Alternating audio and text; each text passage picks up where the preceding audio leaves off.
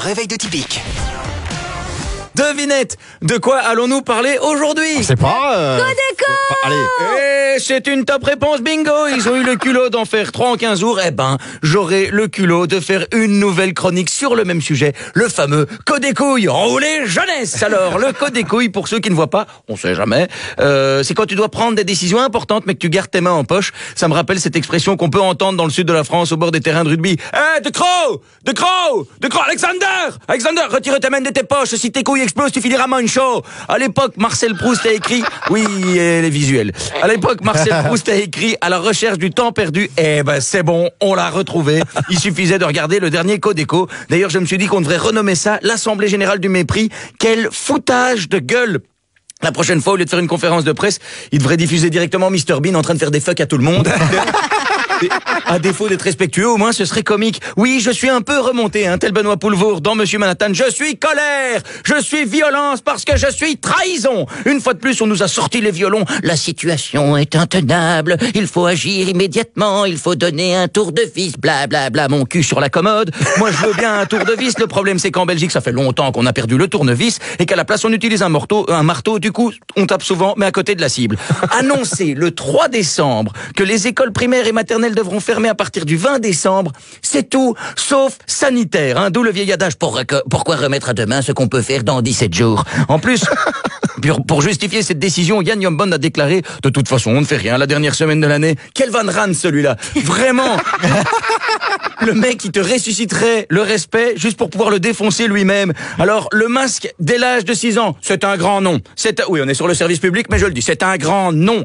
Attends, Alexander De Croo, il a 46 ans. Il y a un journaliste qui lui a demandé « Est-ce que ce Codeco était vraiment utile ?» Vous savez la première chose qu'il a fait avant de répondre ? Retirer son masque.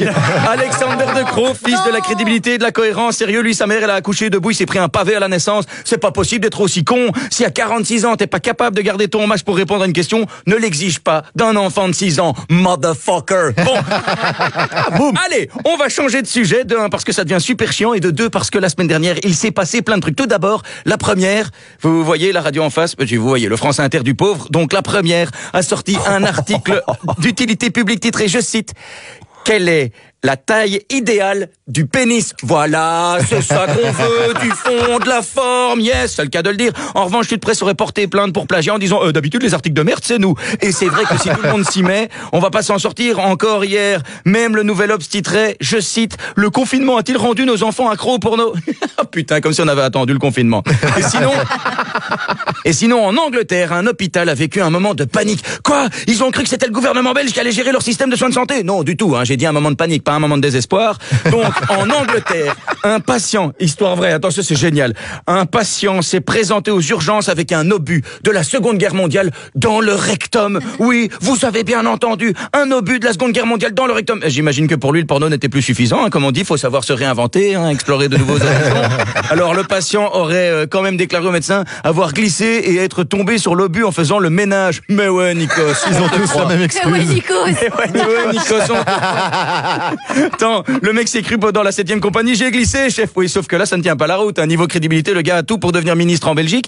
Le plus intriguant dans cette affaire, c'est la réaction des gens en commentaire sous les articles. Ce qui choquait le plus les gens, c'est pas qu'un mec a un obus dans le cul. Non, ce qui choquait le plus les gens, c'est le mec fait le ménage tout nu.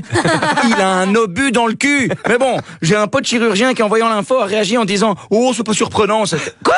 Le mec a un obus dans le cul et toi t'es blasé. Et il a répondu « Non, mais étant régulièrement celui qui doit retirer de tels objets de zones obscures, je confirme que beaucoup de gens ont tendance à glisser sur de gros objets en faisant le ménage nu. » Et ensuite, il a ajouté « On a même un patient qui doit être maniaque, car à 3 reprises, on a dû lui retirer un concombre. » Par contre, la 3e fois, ils se sont quand même permis de lui dire « C'est bien de vouloir devenir vegan, mais ce serait mieux de savoir pour où il faut l'ingurgiter. » Sauf que là, bon, c'est pas un concombre, c'est un obus. Ouais. De la Seconde Guerre mondiale, du coup. Du coup, l'hôpital, c'est vrai, ils ont dû faire appel à l'armée. Et l'armée a confirmé l'envoi sur place de démineurs. Mais malheureusement, l'histoire se termine bien. Tu vas déminer l'anus, quoi. Je te jure. Mais l'histoire se termine bien. Le gars a pu retourner au boulot. Vous l'avez vu hier, il a fait sa chronique. Nikos, merci d'être retour. Tu voulais passer discretos, lui. Alors, elle est pas belle la vie.